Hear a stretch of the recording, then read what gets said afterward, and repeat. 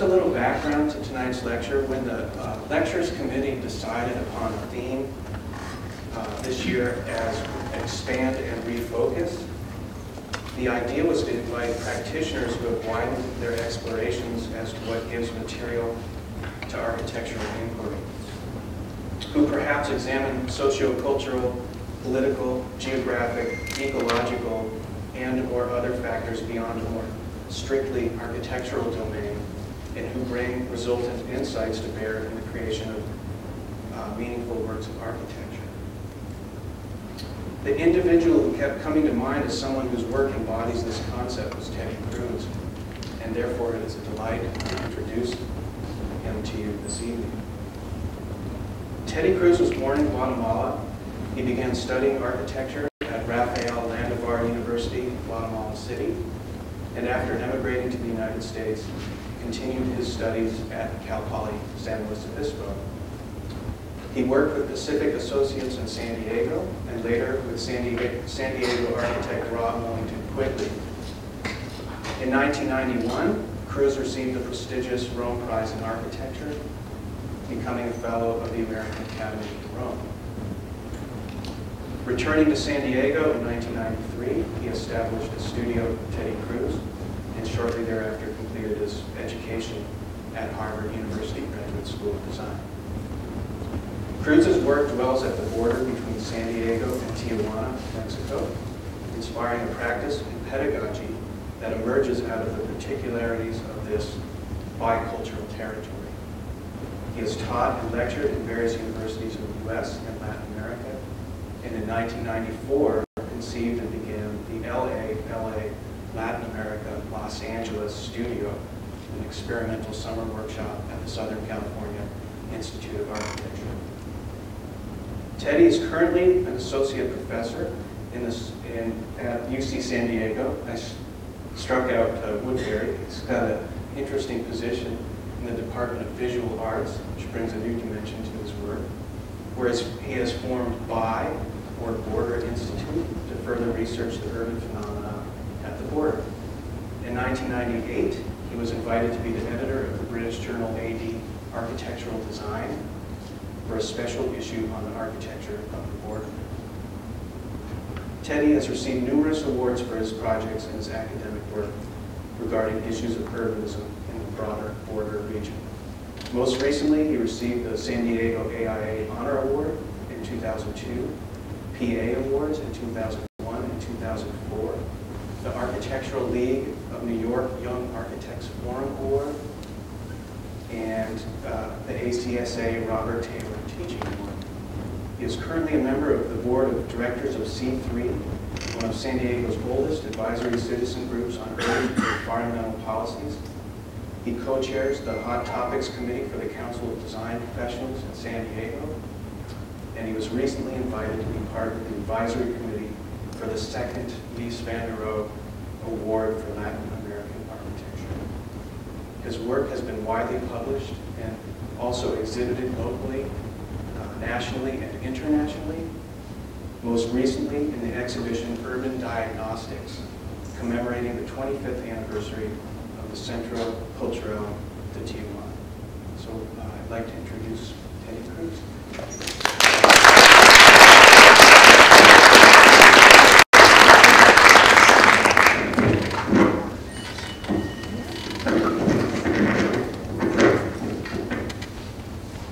Having problems with this sound.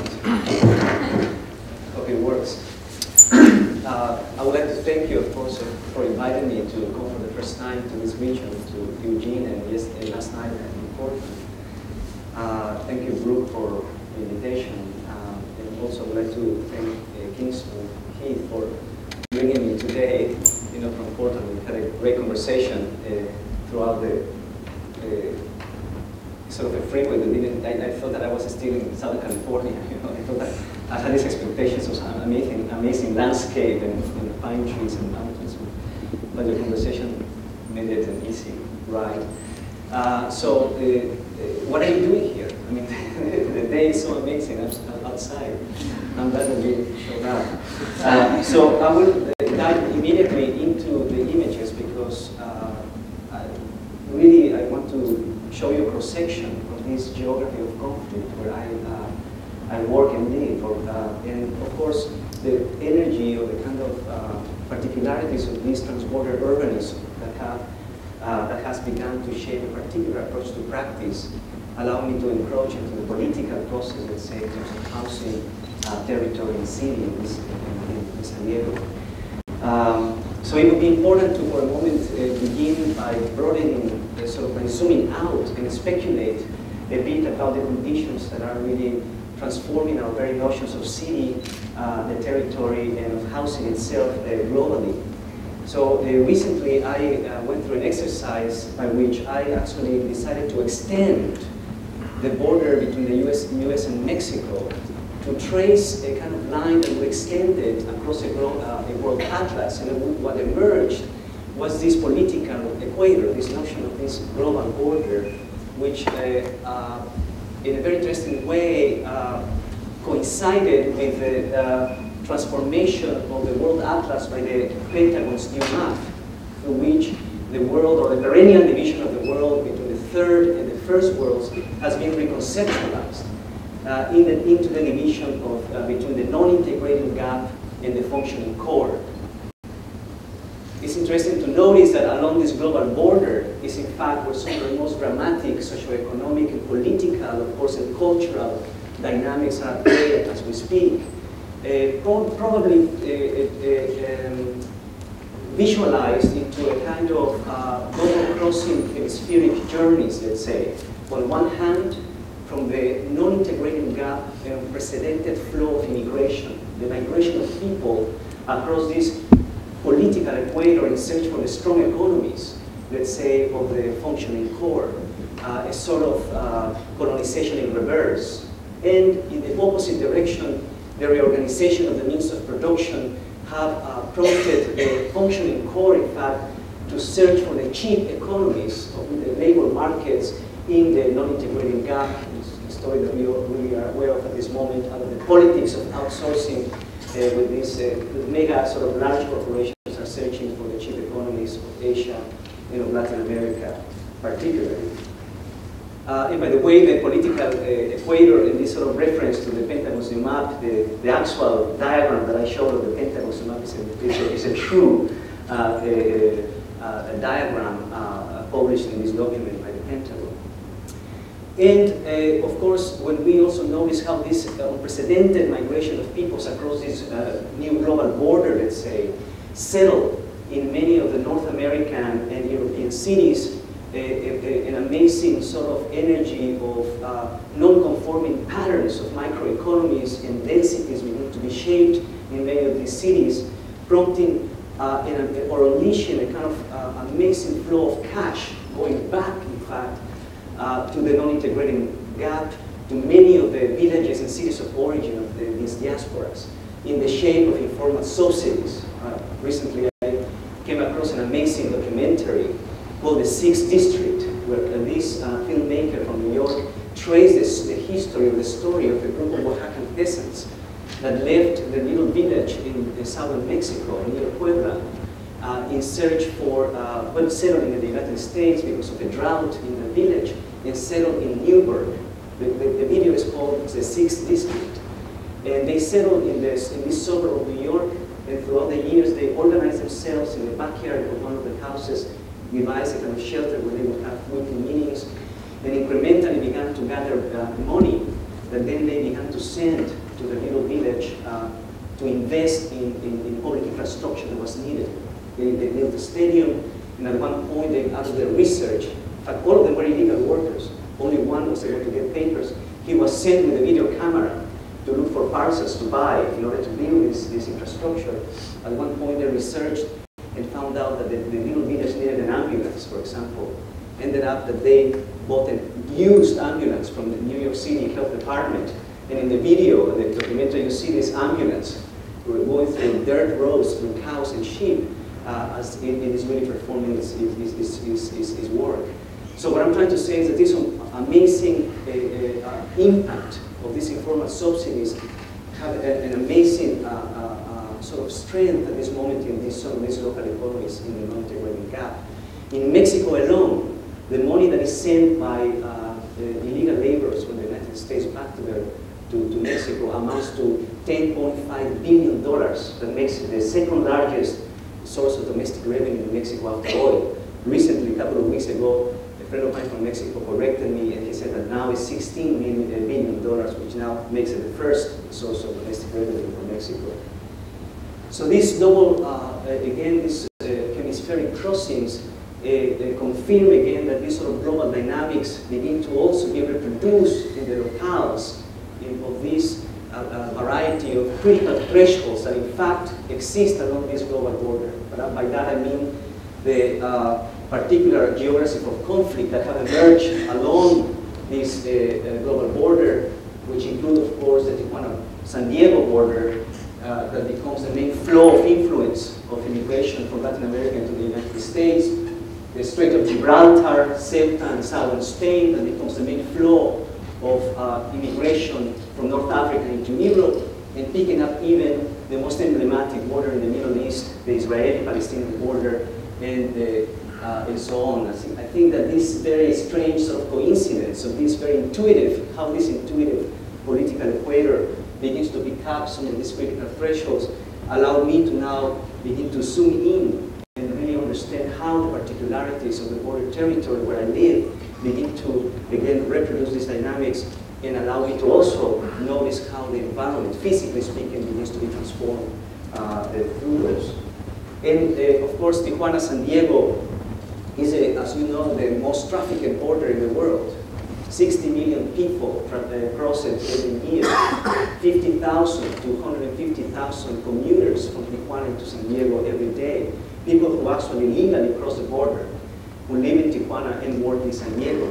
And not to mention the amazing amount of goods and services that traverse this incredibly intensified socioeconomic funnel, legally and illegally, visibly and invisibly. I don't know if you heard or read recently in the Los Angeles Times an article about it, the latest tunnel that they discovered connecting Tijuana and San Diego. I mean, it has become so sophisticated that the tunnel was in fact designed by an engineer who had to design the retaining. It had electricity, air conditioning, and in fact the drug traffickers who commissioned it also would lease it to the coyotes who were crossing people. So in other words, again, there is a variety of very strange sort of moments of transgression that really punctuate, again, this what was very seemingly very rigid boundary. So it's an amazing, in a way, sort of contradiction or kind of irony that, again, in the history of this border region, disregarding the intensity of this socioeconomic and political, again, cultural dynamics, this energy is being suppressed and is being completely undermined as Homeland Security at this moment, out of the Patriot Act, is pouring billions of dollars to fundamentally transform the checkpoint between Tijuana and San Diego in the next 5 years. I'm talking about the newest GSA project. An architect has already been commissioned, etc., to transform the existing checkpoint, this red building, what is here, the red building, 25 lanes of traffic, to transform it into this larger infrastructure of surveillance that is going to not only transform the facilities themselves, but also transform the border ecology along the trajectory of this border wall. So at this moment when this is happening, which makes this the most poignant post-9/11 urban intervention in the United States at this moment, it will open up the opportunity for these two cities to finally collaborate in shaping their own future. In other words, the intervention of this new checkpoint should be the excuse to do what these cities have never done in their history, to negotiate the first binational trans-border planning strategy. When you begin to erase the two cities and just leave the two main gestures that define this geography, the political boundary, the geopolitical boundary, which is the red line, and the natural one, which is the Tijuana River. As it goes through Tijuana and enters almost tangentially to the border to San Diego and ends in the Pacific Ocean, dramatizes the oddity and the kind of strangeness of this sort of juxtaposition. Ironically, the checkpoint is exactly at the intersection between the political and the natural. And so a lot of people, all architects, all of us in this region are really trying to push for this possibility that this intervention should really be the excuse to, again, for these cities to collaborate in allowing this sort of shared infrastructure to open up this future for themselves. I don't know if you know about it, but Kevin Lynch came to San Diego, in fact, in the 70s to prepare a plan that was commissioned by a civic group called Temporary Paradise. And he was the first one to indicate that the network of canyons that traverse from San Diego into Baja California could become the arbiter of development that could really change the kind of attitude towards density and ecological sustainability. And of course, the infinite amount of networks that are interrupted by this border. But of course, all of these are just missed opportunities, and where we are only interested at this moment at this checkpoint is the further barricading, of course, of San Diego from Tijuana, perennially again dividing these two border cities. So this invites one as an architect living in this geography of conflict to meditate possibly for a moment on the chronology of the wall. When was the wall built for the first time? Already images of the late 60s, early 70s, such as this one of Alex Webb, shows Colonia Libertad, the Mexican, one of the oldest Mexican neighborhoods, sort of crashing against the edge, but there is no wall there.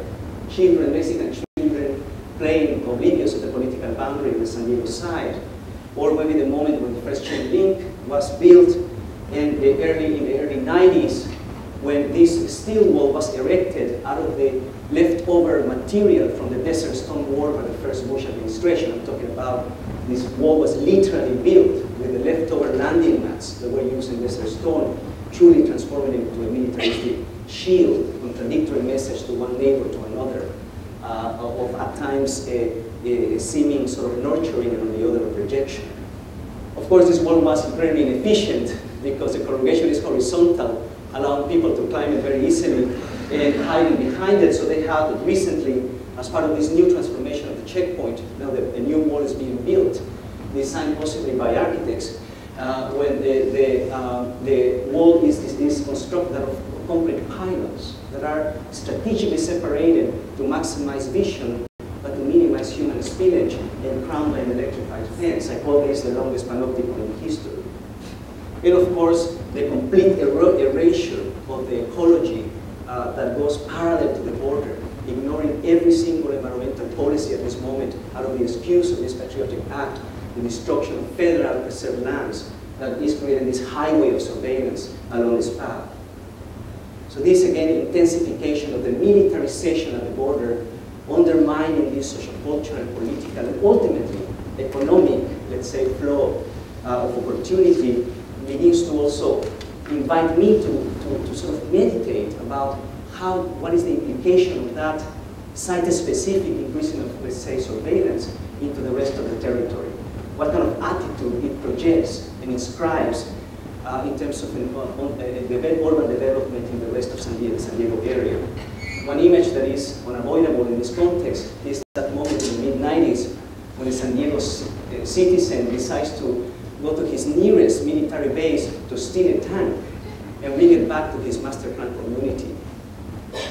What I'm trying to suggest is that in this moment, at this very location, the perennial alliance between militarization and urbanization is reenacted in this sort of very strange condition of lifestyle and development, transforming San Diego ultimately into the world's largest gated community.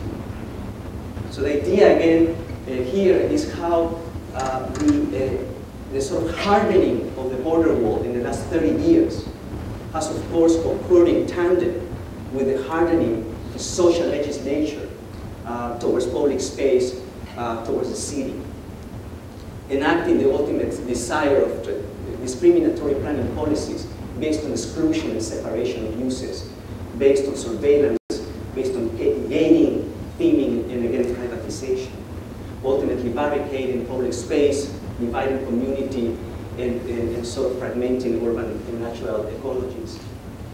What makes this a very interesting condition in our time, though, because as all of you know, the history of militarization, or this sort of alliance between systems of control and development, are nothing new to the history of urbanism.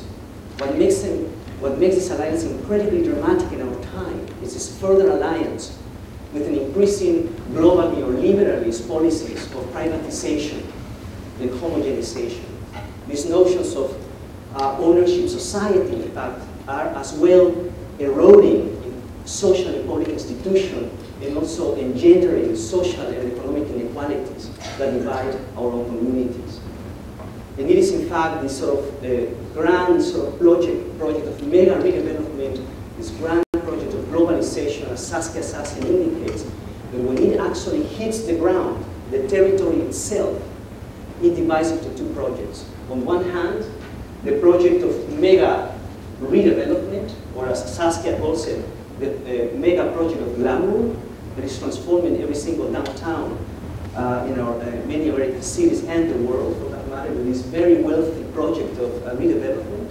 And on the other, the project of marginalization, so that for every mega project of redevelopment, there is a need of a service community that is, again, needed to support such project.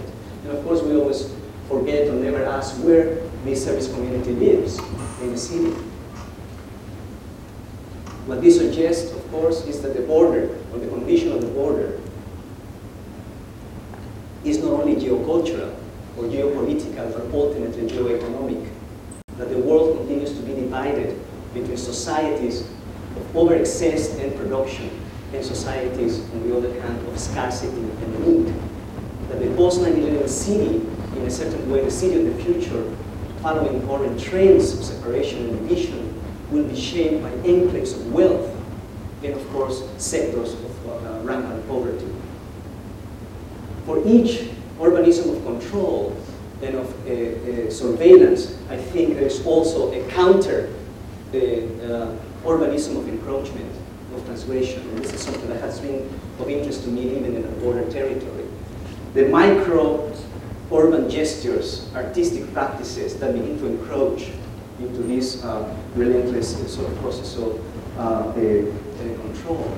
So, to transgress the border, that's what a friend of mine in Tijuana once told me, is the ultimate desire of art. The act of transgression, the border, he said, exists only to be transgressed. And isn't that the ultimate definition of art or architecture, he said? The transformation or the transgression of our own fears, our own conventions, etc. So this is a wall that, after traveling miles and miles through the Tijuana territory, finally sinks into the Pacific Ocean.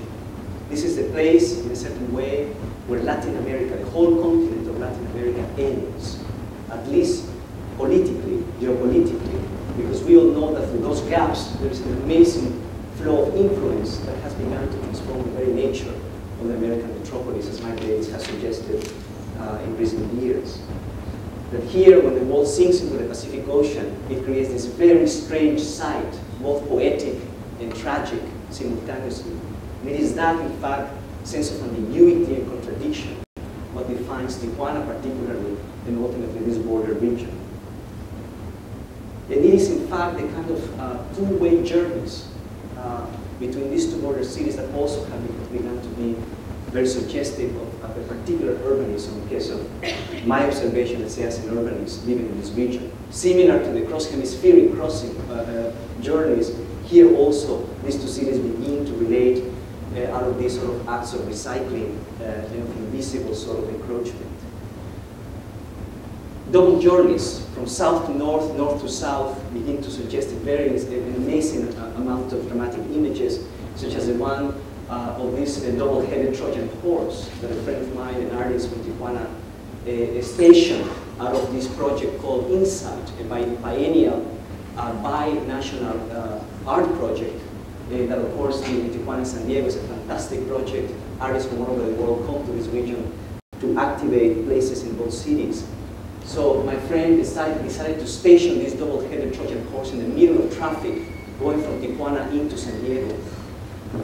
Two wheels in Mexico, two wheels on the US, impossibly inhabiting these sort of dialectics, and impossibly inhabiting, again, of course, both places, straddling these both cities, Transparent, he said, because there is nothing to hide in our time.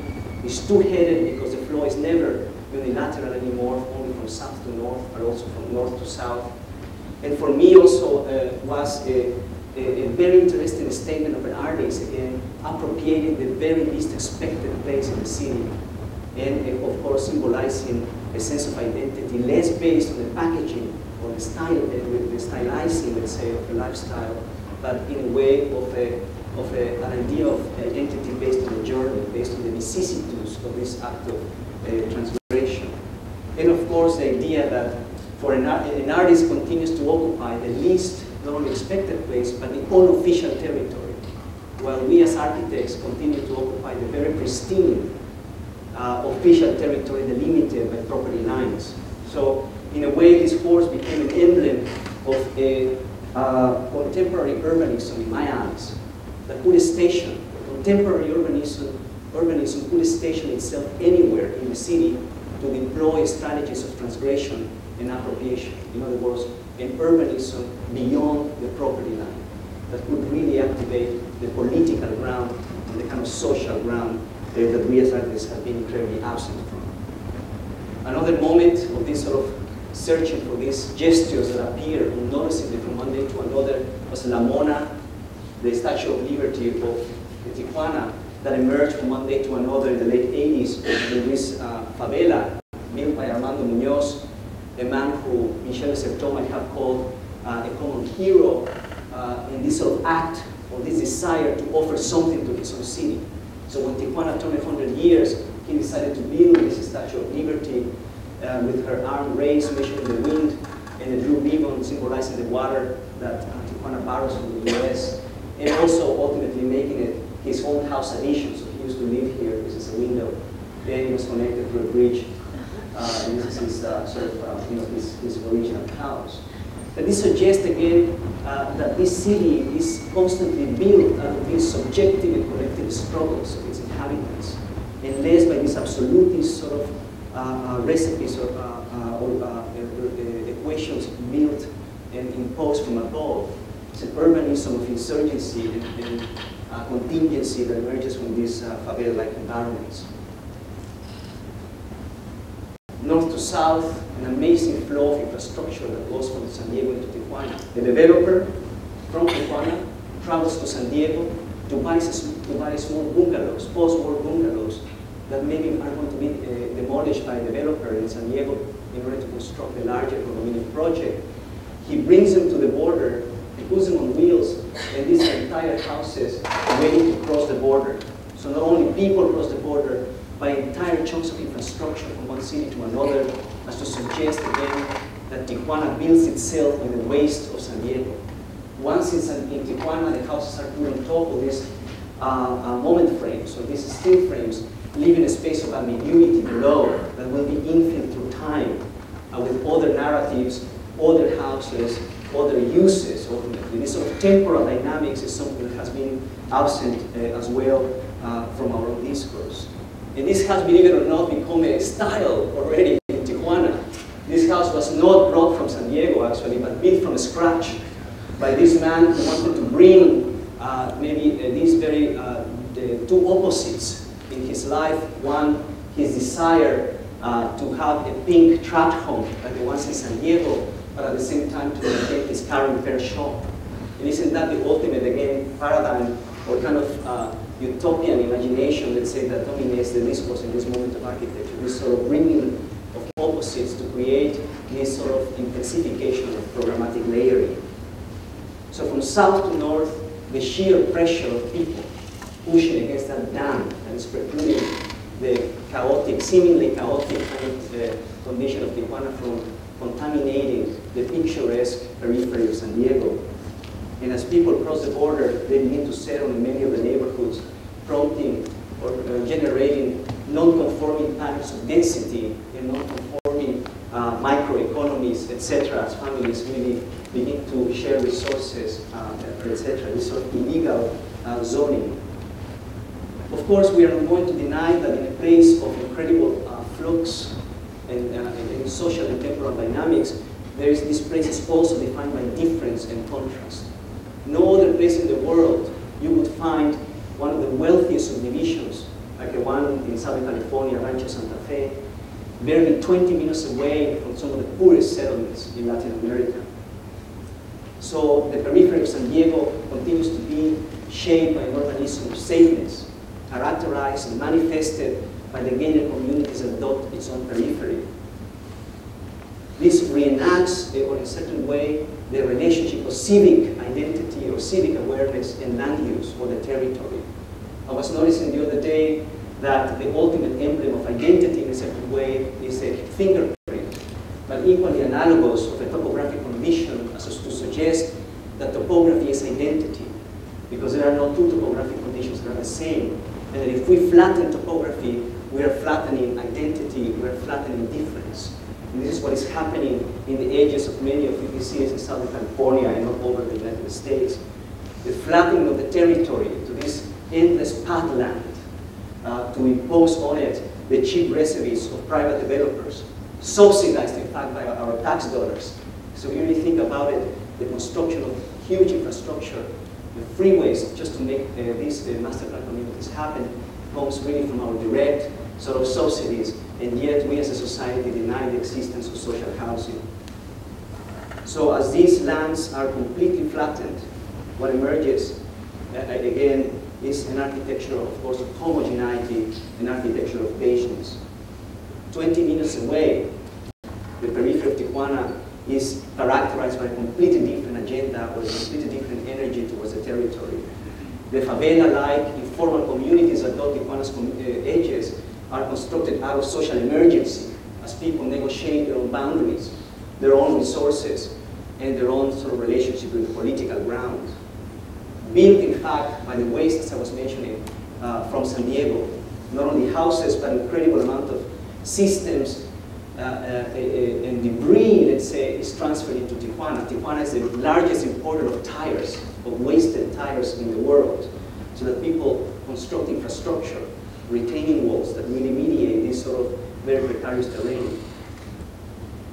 The other day, driving through Tijuana, I found that even the most banal of objects, the kind of discarded tire, has begun to be transformed into a system out of the ingenuity of these sort of conditions of emergency, so that people have figured out how to peel the tire, fold it into an H shape, looping a sort of form, interlocking it, and constructing this more solid retaining wall.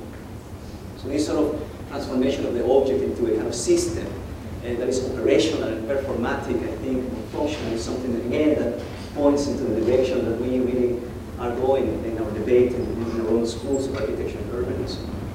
And of course, discarded pallet racks, garage doors, that really shape this architecture and construct this very different kind of idea of city. So this, again, this border geography is characterized by conditions of sameness and of difference that collide and overlap every day. These two cities also are built out of a very different attitude towards organism. But unavoidably also the cities contain each other. As William Curtis once wrote, every first world city wants to replicate or wants to contain the third world, and every third world city wants to replicate the first, so that we begin to find some of San Diego's neighborhoods, some of San Diego's oldest neighborhoods, some of the informal temporal dynamics, informal economies of Tijuana. And in Tijuana, we begin to find the mini projects of glamour, the franchises, and the large box economies that define Southern California's own landscape.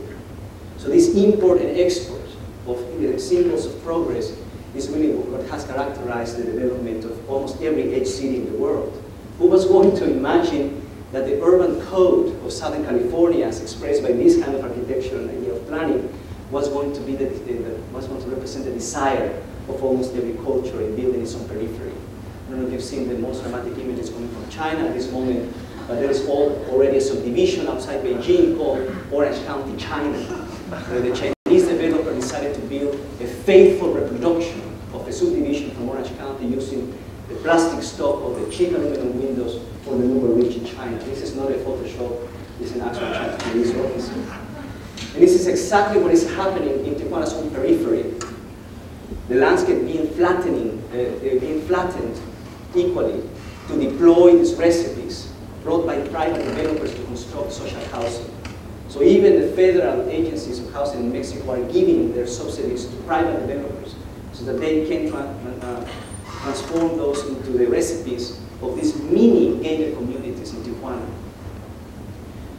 Bringing all their cliches, all the kind of stylistic kind of recipes. Mini tract homes built out of concrete, 250 square feet houses, 2-bedroom houses with mini front yards, mini setbacks, mini backyards.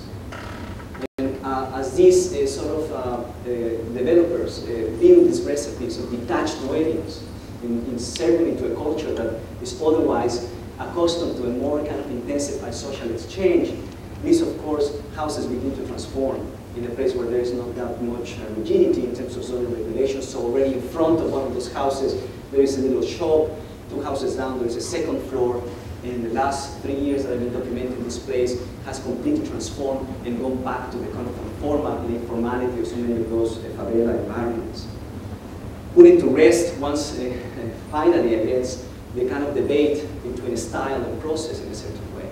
Because it is here the condition of people being sold this recipe, this sort of American dream in having a detached dwelling, but ultimately these developers are not taking into account the kind of social, again, and temporal dynamics that ultimately shape this territory. If they had considered that possibility, the kind of urban strategy of building some of these new developments would have been a very different one, more flexible and open-ended, let's say, system that allows for this sort of limitation to occur.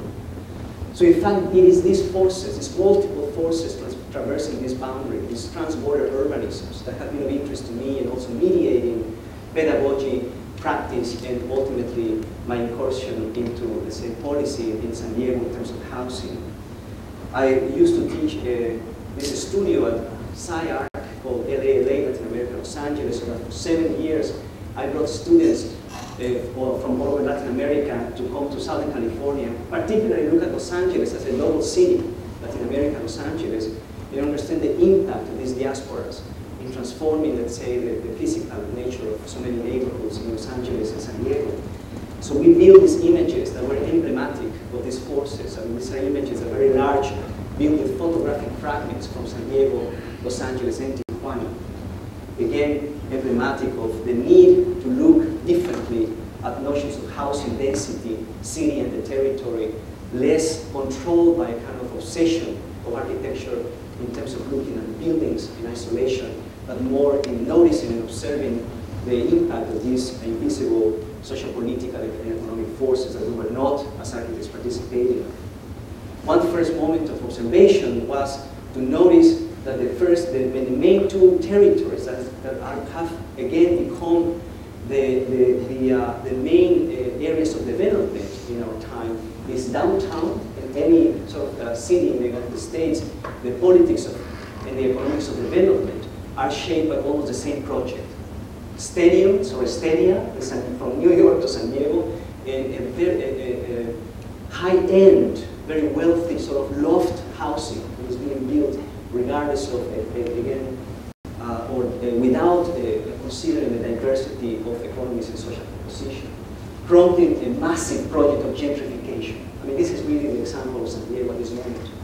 On the other end, the interest in suburbia and on sprawl, which nevertheless is an amazing possibility that we as architects now are not being that snobbed or snobbish, and we are finally entering the politics of sprawl, but equally without the tools that would allow us to see this place in its own terms. Still very wealthy kind of deployment of mansions in the landscape of Southern California. The place or the territory that we continue to ignore is the mid-city, or the middle sort of territory. And by that I mean the inner city neighborhoods, the older, sort of the first ring of suburbanization after the war, let's say. Because it's in fact here where all these service communities live. It's in fact here where many of these diasporas settle that service the mega project of redevelopment of downtown and the unscrupulous sort of sprawl of the edges.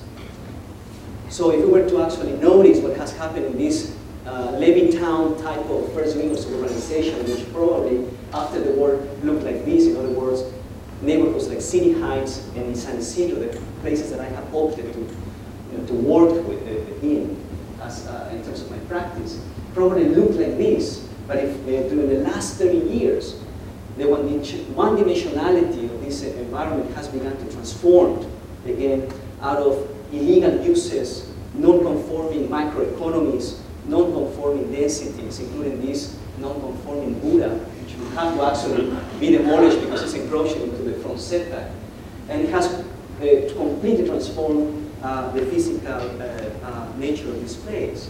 So if we as architects were really able to notice and transform these dynamics into actual operational processes, we could possibly anticipate or speculate that in the next 50 years, the second, third, fourth, or fifth ring of suburbanization might go through the same fate, let's say, and that the mansions being built at this moment in the periphery of San Diego would have to be retrofitted for difference.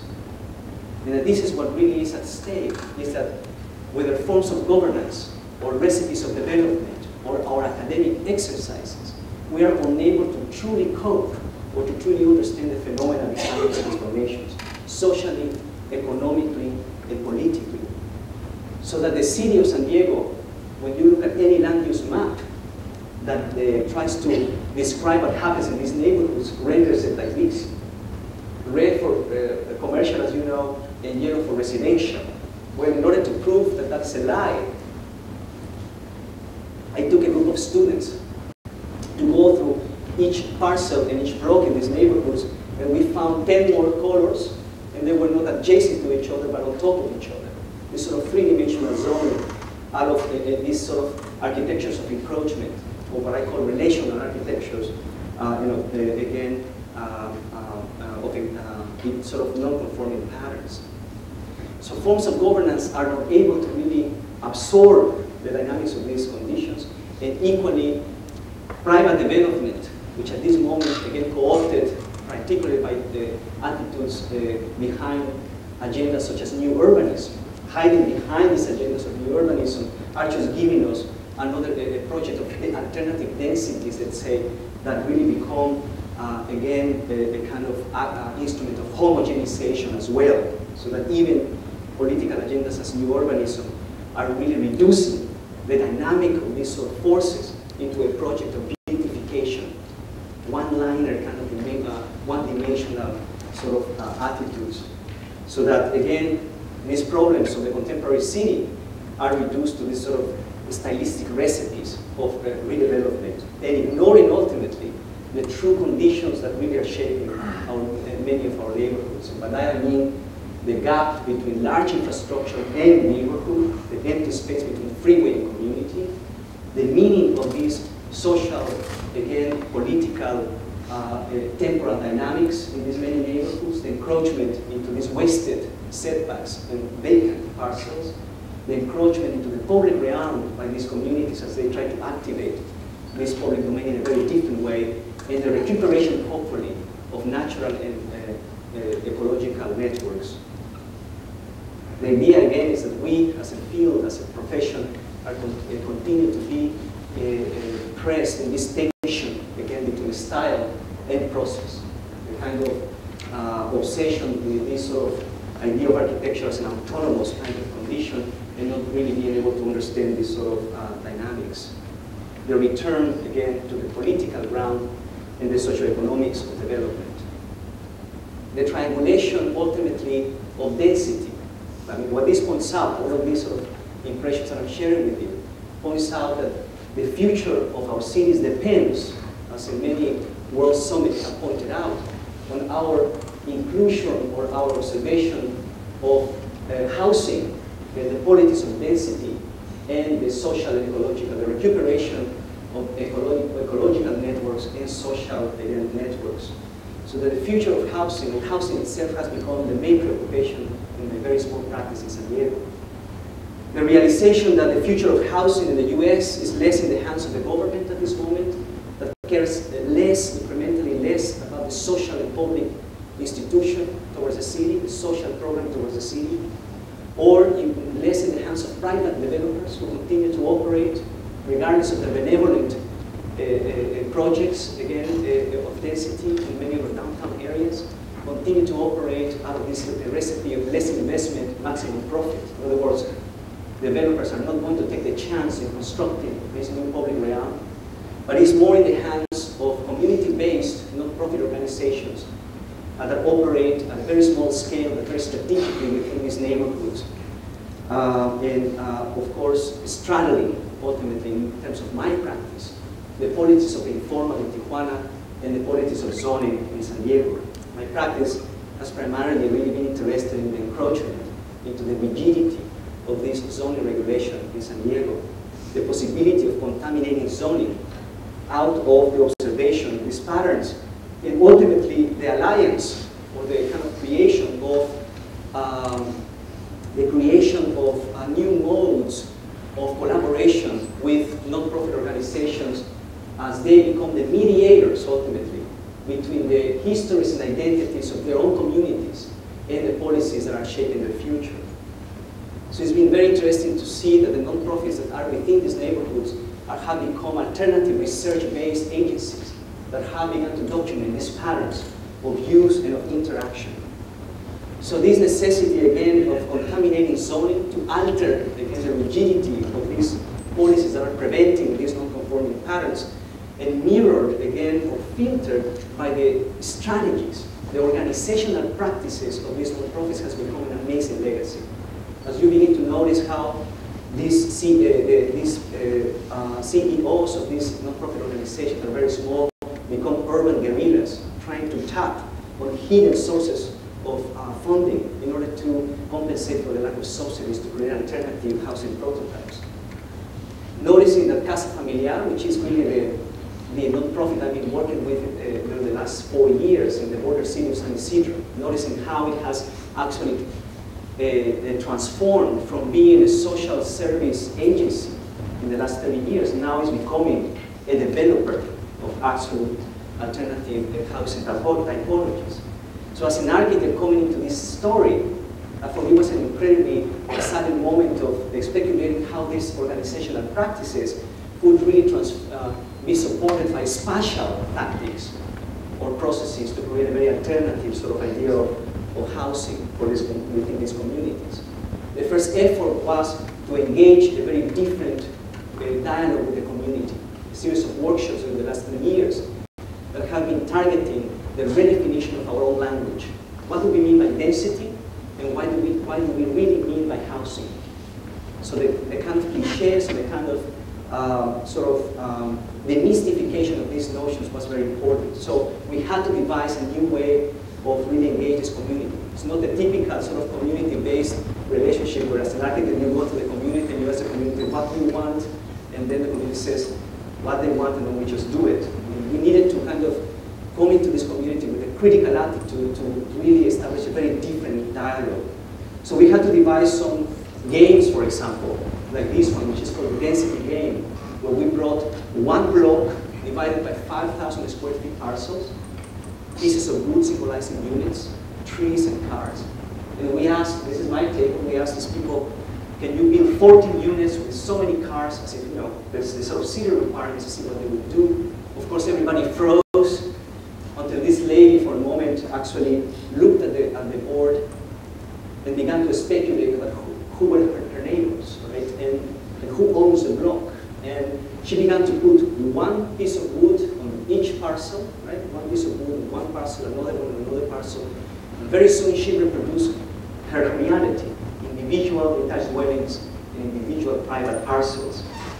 So at one point we suggested what would happen if you put the parcels in the two houses in a zero setback condition together, created a space in between of negotiation, of accessibility to connect the alley, possibly, and the house, kind of sharing of resources, the kind of blurring of that property line. She began to get very excited, and all of a sudden, the whole board was full of wood. At that moment, in Spanish, she told me, I cannot believe these houses are selfish, referring to her own block, and began to recollect how when she was a child in Guadalajara, Mexico, her whole block was not made of individual buildings, but it was one entire building mediated by spaces, which she of course told me from the words, that at that moment she began to get a very different sense of density, one that depended less on size and more on critical relationship. interaction, complexity. And as banal as this story might seem, it is this the kind of the detonator for a very different dialogue. So that she began to open up about the idea of density in her own community. So these practices of encroachment begin to suggest that the direction of architecture at this moment, primarily within this very strange political climate, is one of addressing not only design, but the construction of policies. No advances in housing design can occur without advances in policy, or in process, or regulation. So the first thing that we did when this non-profit organization asked us to design 2 housing projects for the community, we proposed that before we designed it, we were going to actually construct a micro policy. And we were going to present to the city a plan that could allow a political and an economic framework for these housing projects to exist.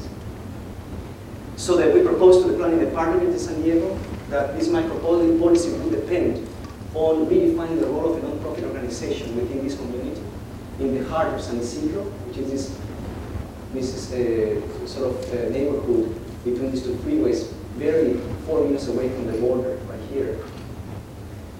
The idea would be to propose an affordable housing overlay zone called AHOS. And that would just, we told the city, instead of looking at this whole area in such totalizing, homogenizing way as zoning tends to do, let us just look at this very inner core of San Isidro, and it's made of alleys that are utilized by people as pedestrian corridors, etc. Let's look at this in more detail and see what we can find. So that it is at this moment when the relationship with our small practice, the workshops, and the NGO begins to take shape. And I would invite you to look at these 2 images as they begin to increase in the kind of intensification of relations and alliances. At that moment, we propose that the non-profit organization becomes a kind of research-based agency that allows the identification of all these non-conforming patterns of density in this neighborhood. In other words, the illegal units that are built behind the house next to an alley. So we began to document those and discovered that all of them, of course, are connected to a network of alleys that are used as pedestrian corridors that also at times are the site of very alternative microeconomics or informal economies such as mercados, etc., which of course are prohibited. At that point, we invited the city to become a partner to legitimize the informal or the illegal, so that the different kind of infill project could occur. And by that, at that moment, then we applied for some grants to the NEA, as a familiar one, a very special fellowship from the Rose Foundation that allowed the newly graduate of the School of Architecture to come to San Isidro as an in-house architect helping the non-profit organization. So 3 alternative units were designed that were flexible enough so that the property owner who lives probably 2 blocks away from the non-profit organization and who barely speaks English would come to the non-profit to look at these drawings the city would already have entitled. So at that moment, the second point of the plan was a non-profit organization would become a temporal city hall within this community, facilitating entitlement, facilitating permits, so that this property owner who does not have money or the resources didn't have to go to downtown to face the incredible hard wall of the bureaucratic labyrinth. And of course, at that moment, the property owner promises to, out of human resourcefulness, in participating in the construction of these units. We forget that in these neighborhoods is where all these carpenters live, these construction workers live. So the idea was to engage a kind of internal economics of sharing resources in the community. And the final point is that if you, I don't know if you know about it, but the reason we don't see affordable housing projects springing up in some of these neighborhoods is because there is incredible discrepancy between zoning and economics of development. In other words, for a private developer to invest in affordable housing, his pro forma, economic pro forma, would depend on tax credits and subsidies, and the minimum amount of units that would make it feasible for a developer is 52 units. But guess what? 52 units are prohibited in many of these neighborhoods. So that's the reason there's no chance that a private developer can do that. So the proposition was that the non-profit also would become a facilitator of microloans, so that we convinced two banks to allow the nonprofit to take the liability and to manage these microloans so that we would shatter the pro forma of the developer into smaller pieces, microloans that would ultimately fund the replacement of those illegal units into more solid and more legible pieces. So within this sort of framework, then emerged two very prototypes of housing,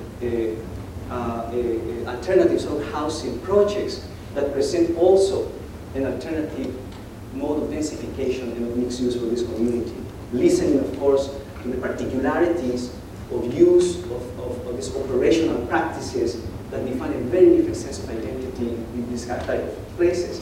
By that I mean that if you go to any Hispanic neighborhood and you ask them what they want, probably they will tell you these sort of colonial, Spanish colonial bungalows, or in many cases they told us what they want is a Costco or a Walmart because it's a symbol of progress and of status. Very seldom they understand or they meditate on the fact that it is their own social organization that will be the foundation for a very different type of project. So the project that began to emerge, in fact, this first project called Living Roots of the Border began to emerge out of the critique of this cookie cutter kind of sprawl in a certain way, even though this is a mid-city, so it has begun to be densified in a very different way. The nonprofit bought a 14,000 square feet parcel, flanked by some of those alleys in relationship to some of these streets, and a parcel that contained a 1927 church that we were going to also make part of the project. We thought that it was important to have this old piece of the fabric because this sort of condition of accommodation, again, of adaptability was important for the project, for the message of the project. But we began to understand the performance of this sort of porosity of circulation, of mobility, out of how people really use these parcels as passages. And began to speculate, again, that the whole parcel could become the framework of sites of opportunity, let's say, that could embrace some of these non-conforming activities, such as the informal economies or the mercados, or the kind of social organization by the non-profit in the neighborhood. So this idea that the parcel would become a framework, again, the kind of infrastructure of ambiguity where the variety of kinds of programs would emerge through time.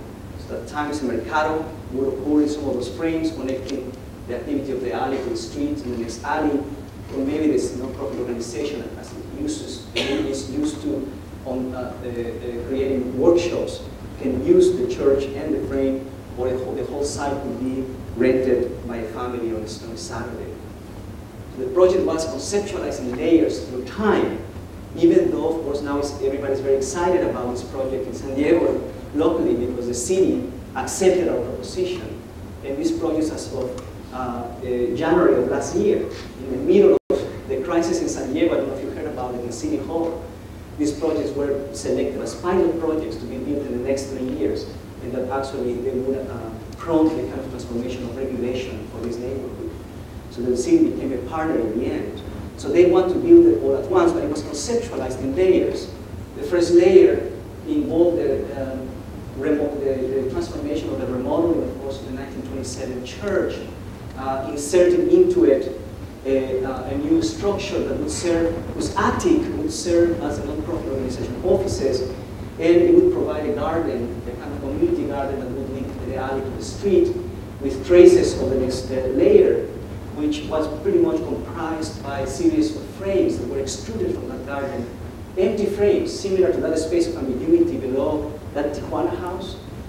These frames will contain only services, in other words, electricity, so that the market can take place, so they can be used in a variety of ways. And by that I mean I would like to remember the words of Ignacio Sola Morales, and he wrote that beautiful essay called Terrain Bag, talking about that intervening in the leftover vacant spaces of the city is through a project not of architecture, but of providing services, temporal sites, or provisional sites that could really create unpredictable performances or uses.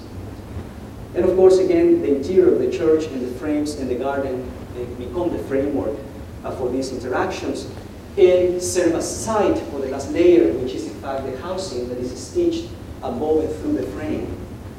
This housing is strategically designed so that a 2-bedroom unit would be transformed into 2 1-bedroom units and sharing a kitchen by 2 small families.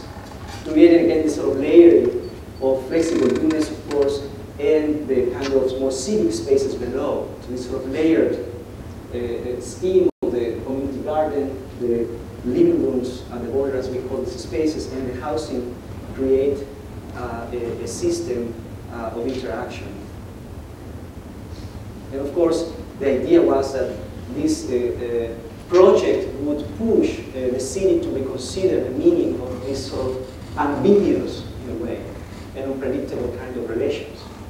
It's interesting to imagine that we, all of us, from academia to governance to development, continue to think of density as an equation, a number, an amount of units, and not the relationship of those units to other issues, whether ecologically or whether social and cultural idiosyncrasy or infrastructure. So the idea was to send a message that, again, this housing project, as small as it was really establishing not units per acre, but an amount of interactions per acre, which is a map that I still want to make, how in some of these neighborhoods we will really measure density out of social integration, social relation, interaction.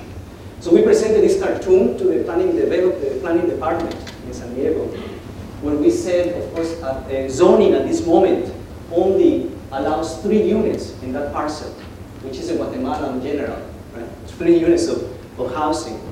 And out of negotiating these issues of circulation and of sustainability, the planning director of San Diego actually allowed us 2 extra units of density, bonus density, which we call the Jimmy Carter units. And ultimately, those units were transformed into other units, which were the Comandante Marcos units, because they were, these illegal units. And believe it or not, we were playing this game, or this sort of very humorous kind of condition with the planning director. She became so willing, let's say, to really make this happen, so that at this moment it is really the beginning of this transformation in terms of the code.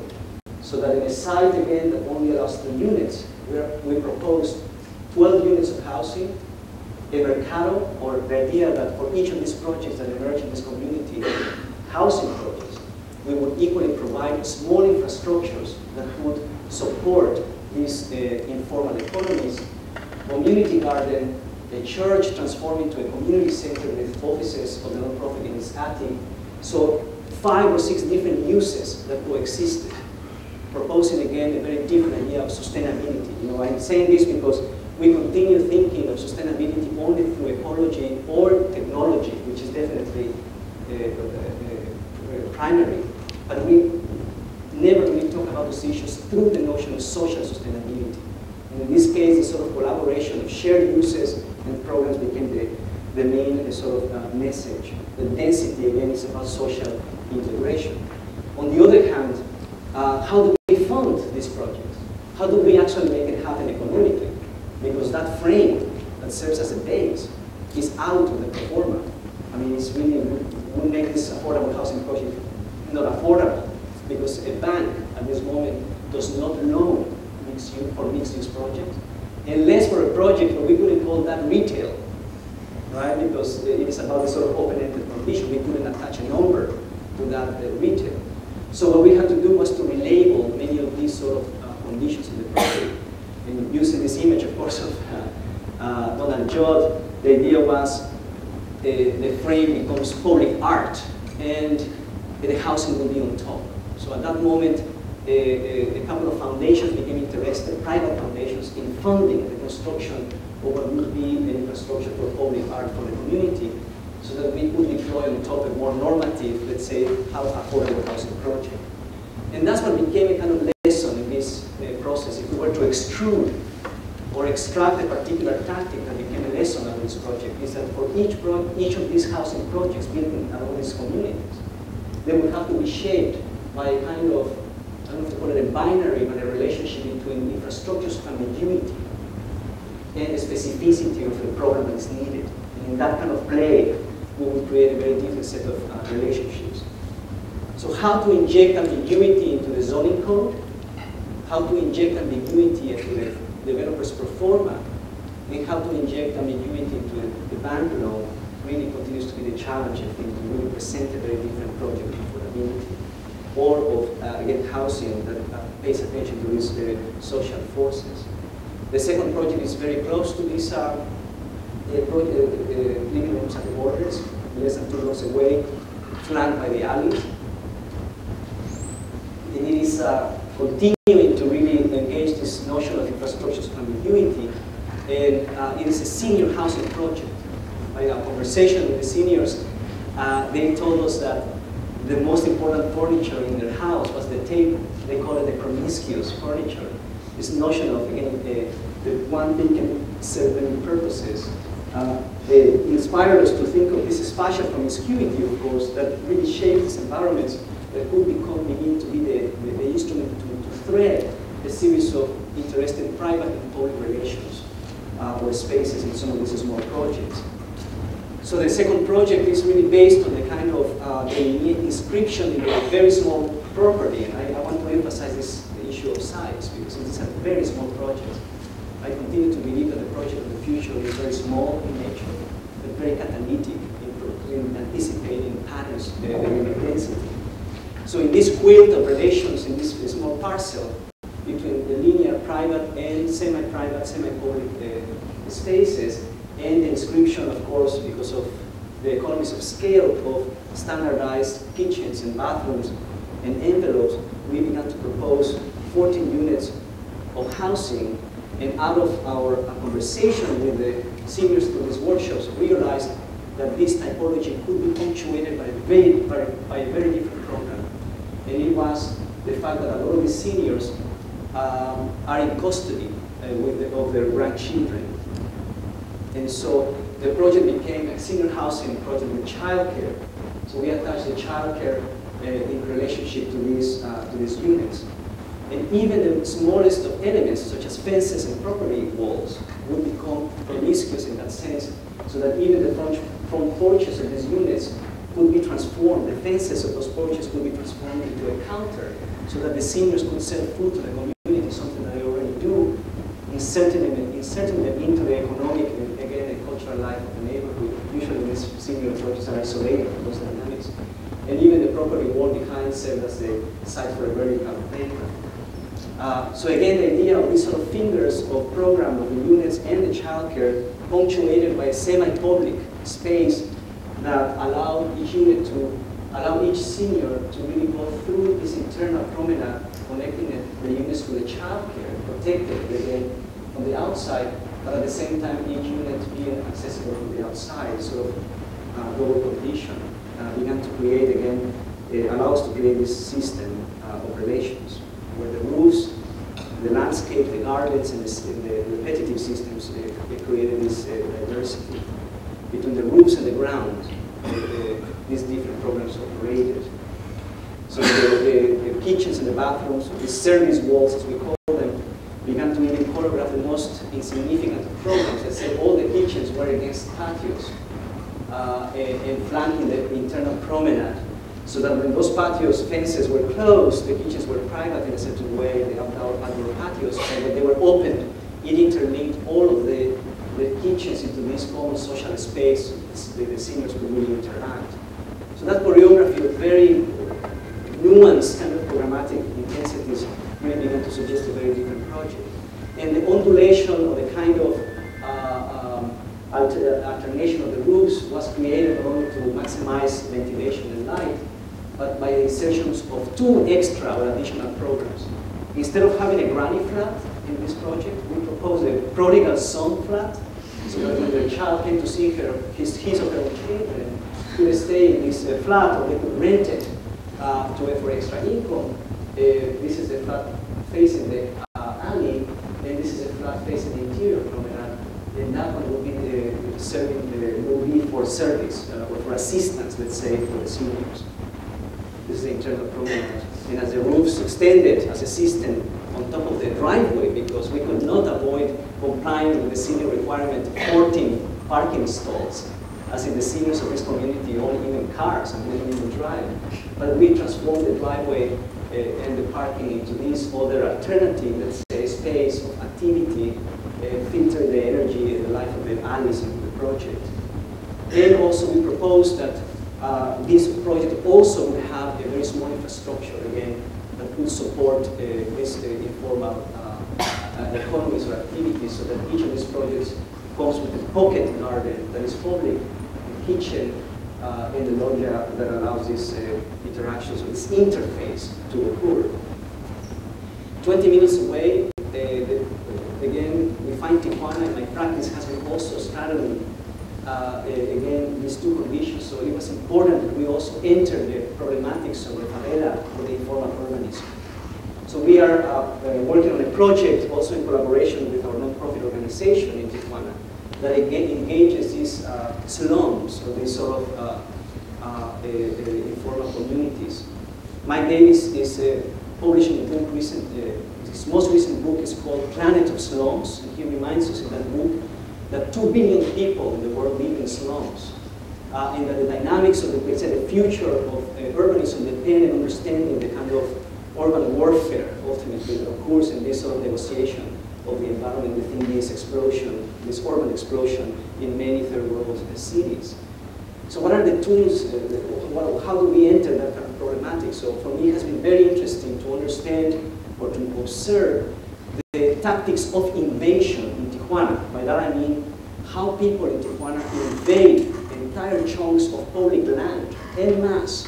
They are called parachuters, because, you know, paracaidistas in Spanish, because they en masse invade the land, protected by a regulation ultimately in Mexico, so they cannot be evicted, and choreographed by characters such as this one called urban pirates, that armed with cellular phones, organize the deployment of people and resources in some of the sites, and of course 3 years out of these recycling energies, these improvisational tactics, they begin to build habitation.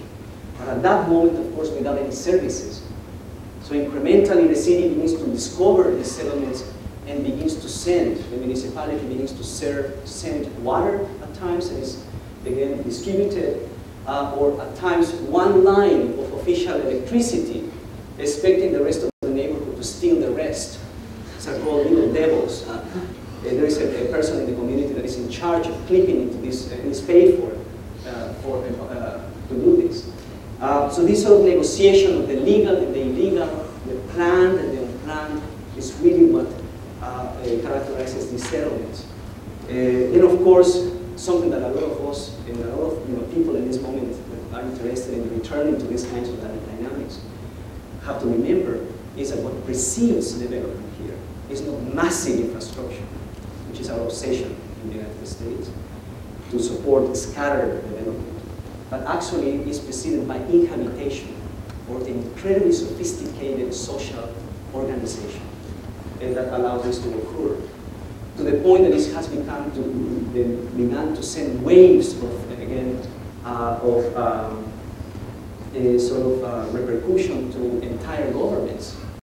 We'll never forget when Lula in Brazil decided to give property titles to some of the slum dwellers in Rio and in Sao Paulo. So the role of informal economies and informal development really has come back to our conversation in a very fundamental way. So we decided to propose a project to the municipality of Tijuana, supported by the non-profit organization that we're working with in San Diego.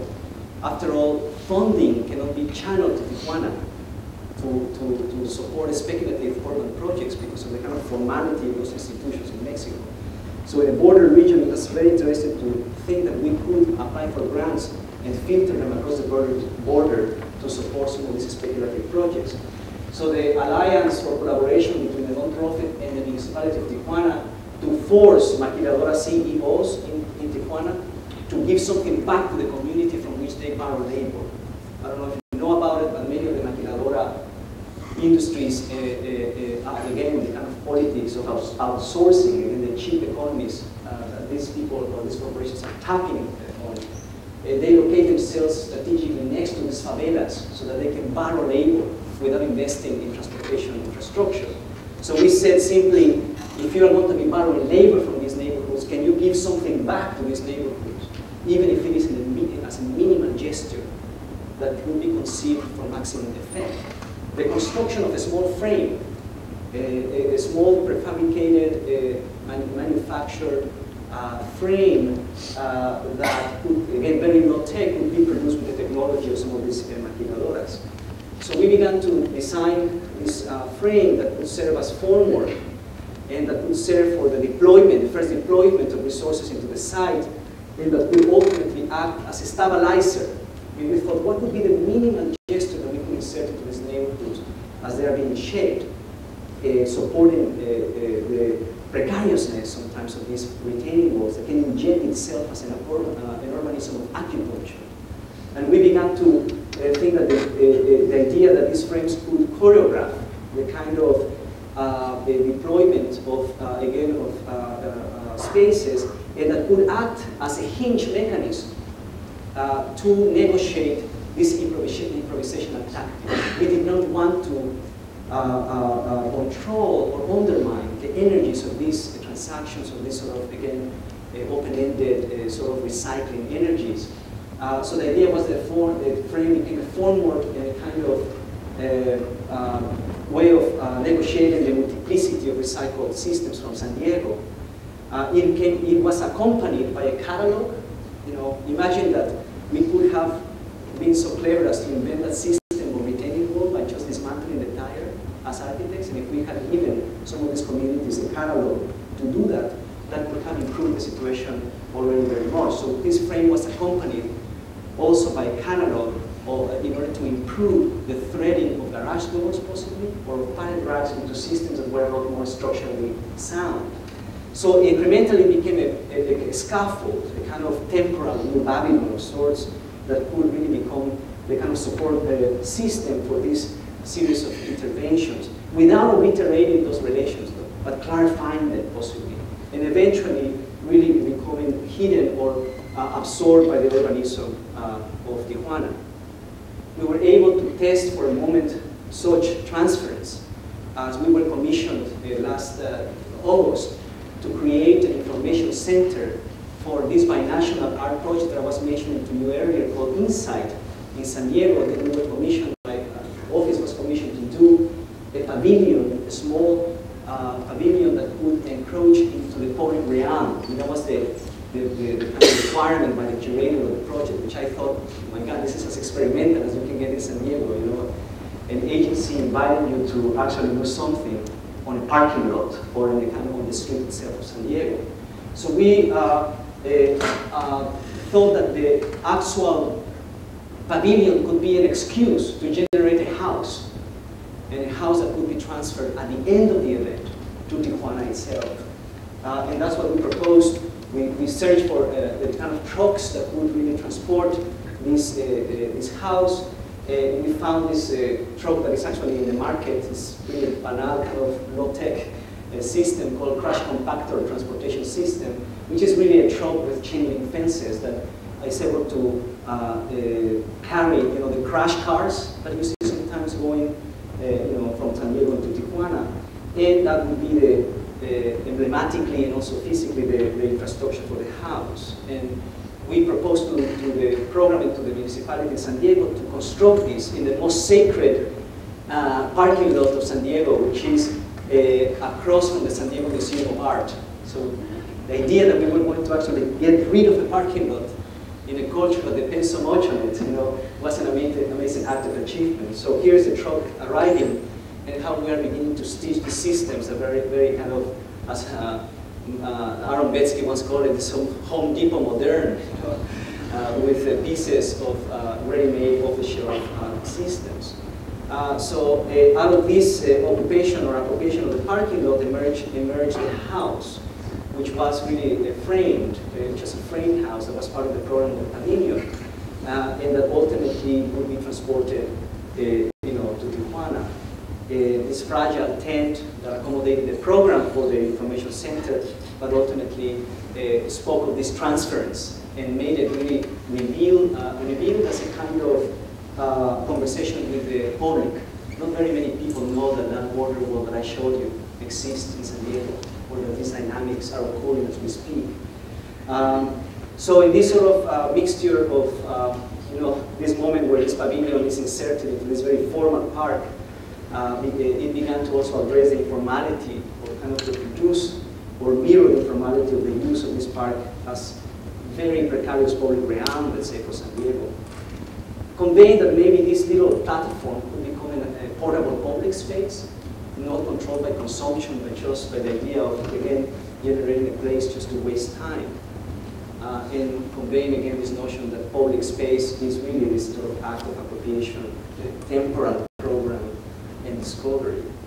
And of course, at the end of the project, the house was transferred to Tijuana in pieces and really deployed in some of these informal communities. To finalize, I want to just speculate on the last few images. I'm sorry I took really a long time. What does this mean then? The transference, again, the kind of journey that has taken us currently in our debate of architecture and urbanism, going from solid to light.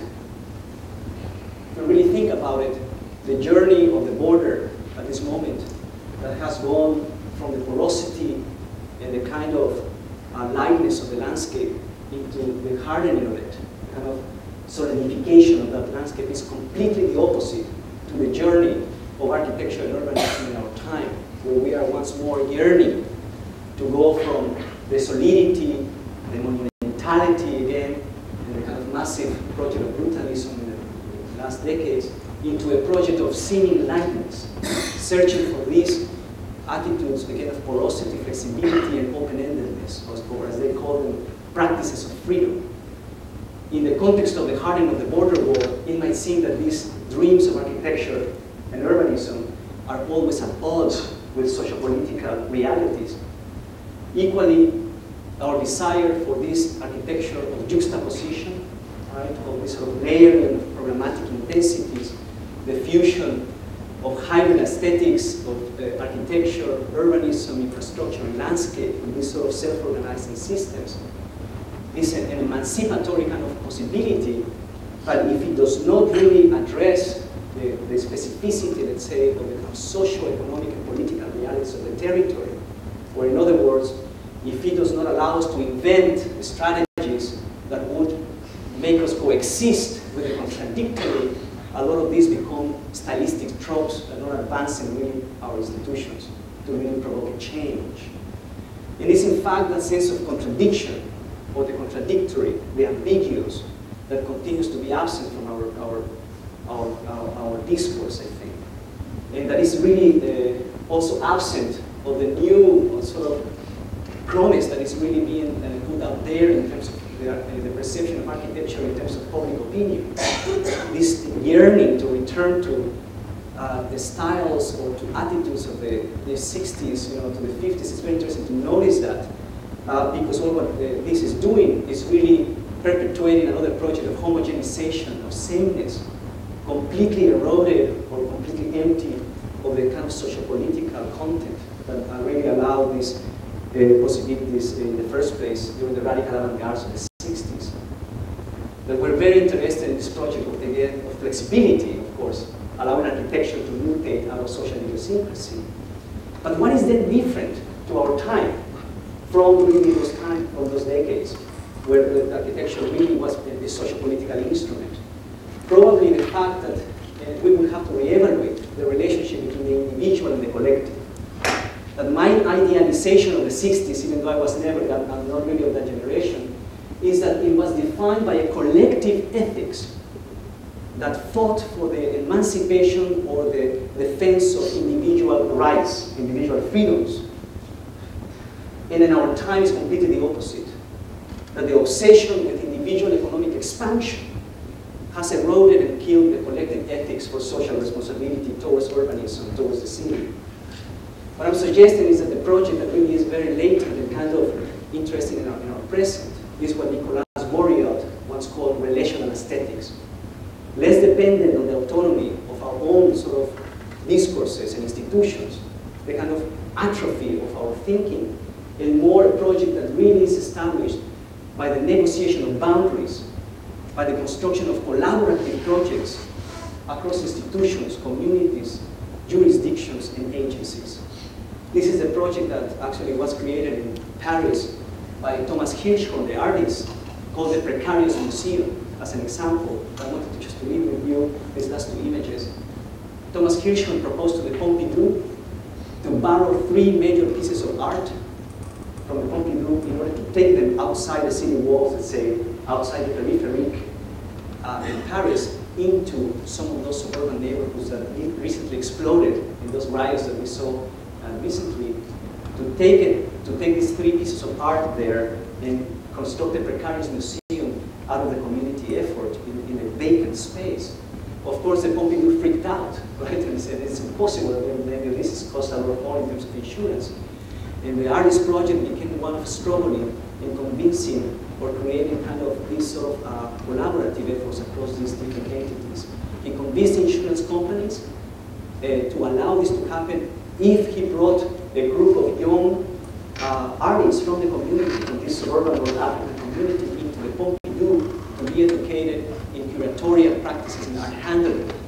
Only then insurance companies were open to really let it happen. And here you see some of the youth carrying Duchamp's wheel, Duchamp's bicycle wheel, into what became a precarious building that this community grassroots organization built for themselves. So the artist became the choreographer of these dynamics across institutions and across jurisdictions.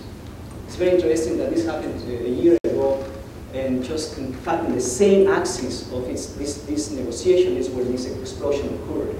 As immigrants began to voice their dissatisfaction with the kind of isolation that they were really victims of. And finally, the other aspect of this necessity at the time is really the kind of this act of imagination, let's say, that would allow us to return to the dynamics of the city. This is a moment in last August when an artist from Insight, from this binational project, after working for months with a psychiatric hospital in Tijuana, proposed to shoot a human cannonball from Tijuana into San Diego, at that very place where the war sinks into the Pacific Ocean. And I was there, we were there, the community, waiting for this moment to occur. This cannon begins to lift, and from the tip emerges Dave Smith, the most famous human cannonball in the world, showing his American passport to everyone. And he was shot. And as this body was arcing in the mid-air, and everybody was gasped in a moment of silence, it really dawned on me again that another aspect that really is necessary in this sort of renewed debate is the reconciliation, or at least the consideration of the relationship between the utopian, let's say, imagination and the real, the kind of realities, the social political realities that again would present a very different practice towards the environment. Thank you.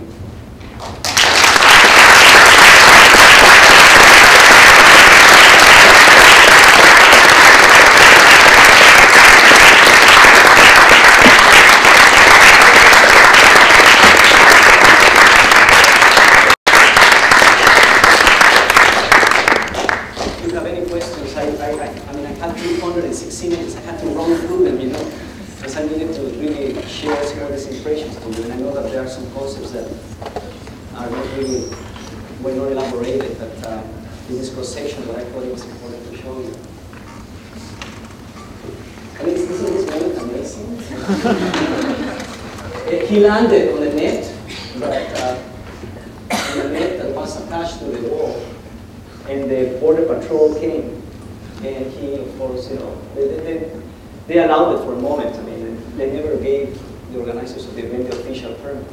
They just let it happen for a moment. But you can see nobody on the other side. It was just an amazing performance.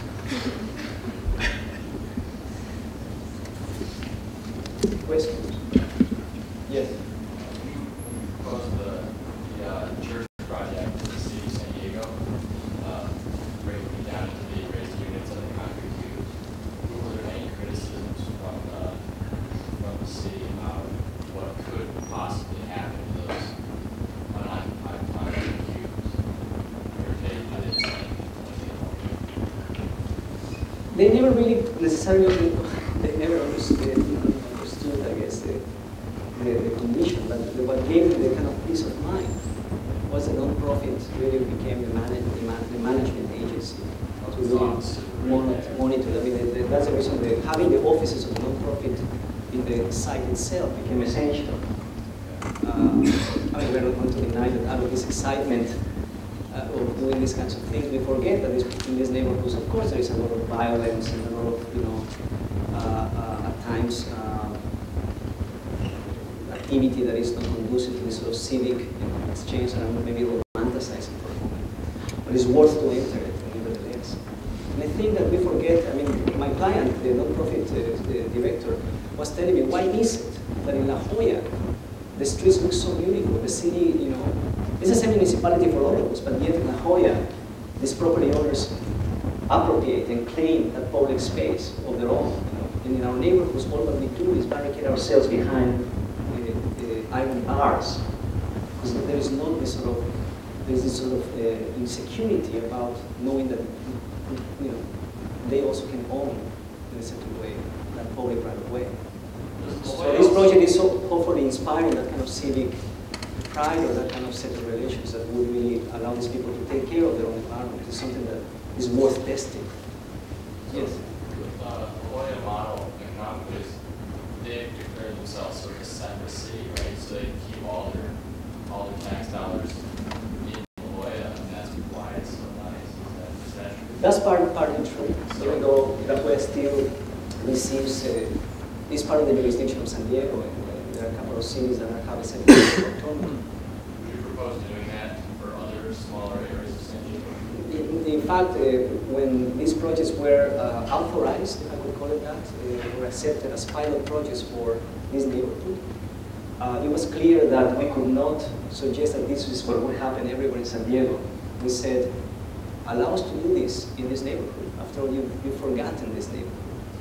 And a lot of people don't think that really the perception that developers have of border communities, well, the perception that the developers have of border communities is that these are very poor neighborhoods. And they never really think that on the Mexico side, there are some of the richest cities in Mexico at this moment. Right? So the border neighborhoods in San Diego have been ignored and have been repressed for many years. But part of our convincing was, hey, notice 60 million crossings a year. How much money can that generate? Right? I mean, how much economic engine can that generate? So it's always sort of trying to pull it back to what seems important to developers and politicians. So when we said, let us do this, the non-profit, which has become, Andrea, my client, has become the matriarch of San Isidro. And so it's a neighborhood that they don't have anything to lose.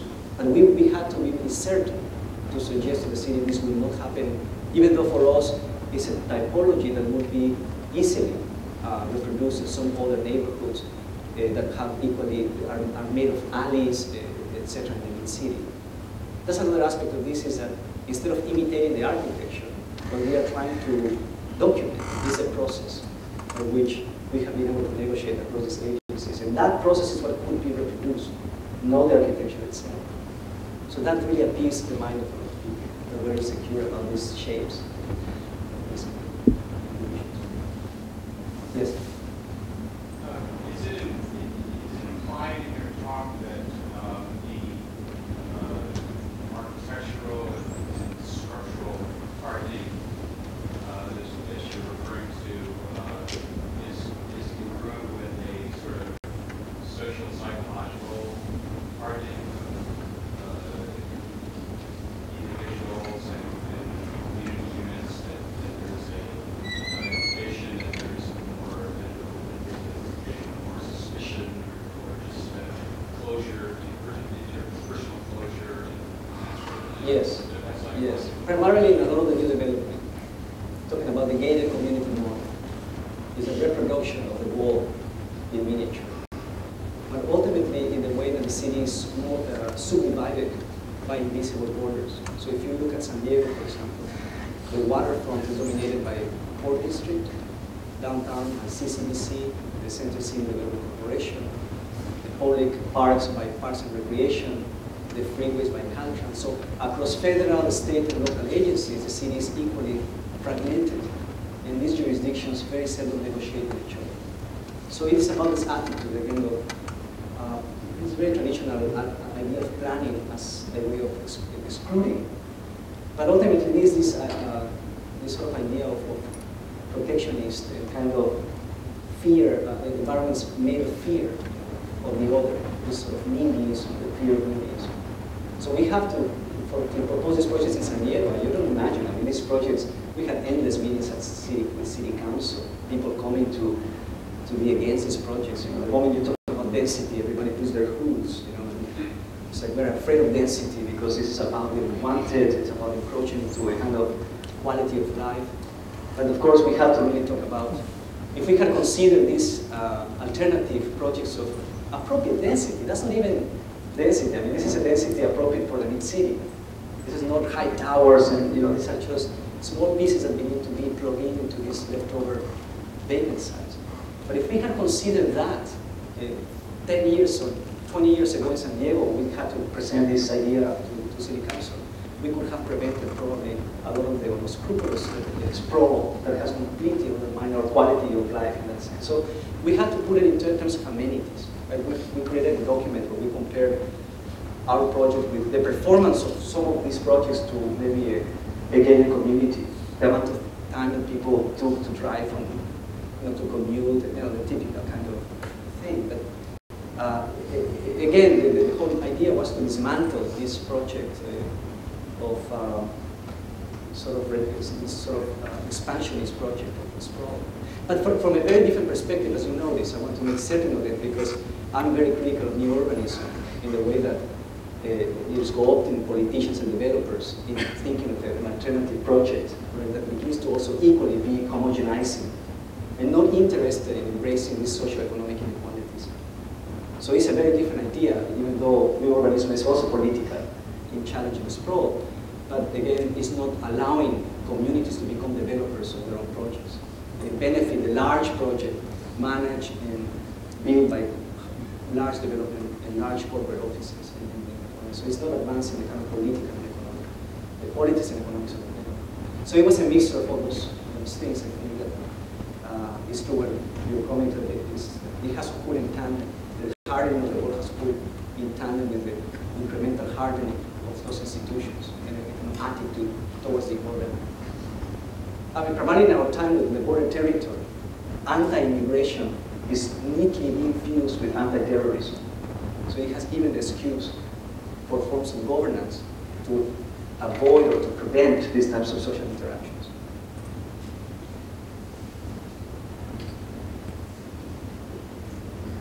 Yes? Talking about the fascination of the informal occupation of the work.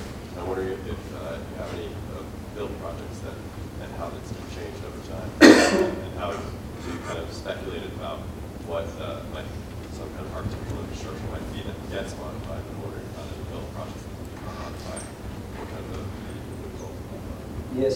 In my case, I have a couple of projects built into one. They were very large, sort of one house, in fact, that was,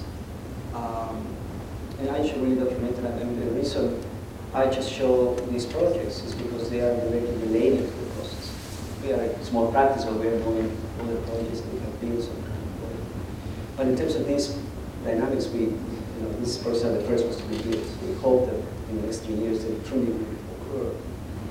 Because I hope that it will become really ultimately an example. But there are projects, for example, Alejandro Aravena in Chile recently completed a project, a social housing project, where he designed the units and a space in between that was left open. And it was published in the last Domus, if you want to see it. It's very wonderful. It's very, very similar to this representation. This, again, carving this, what again Nicolas Bourdieu called social interstice. This sort of, a space in between that is activated. And you choreograph as an architect how walls can be punched out or how maybe these two houses might eventually collaborate.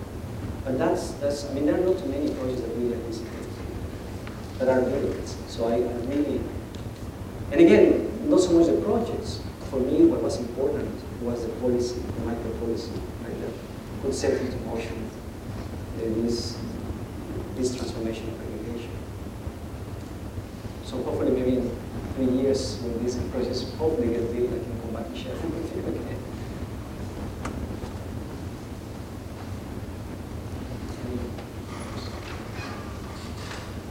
All right, thank you very much.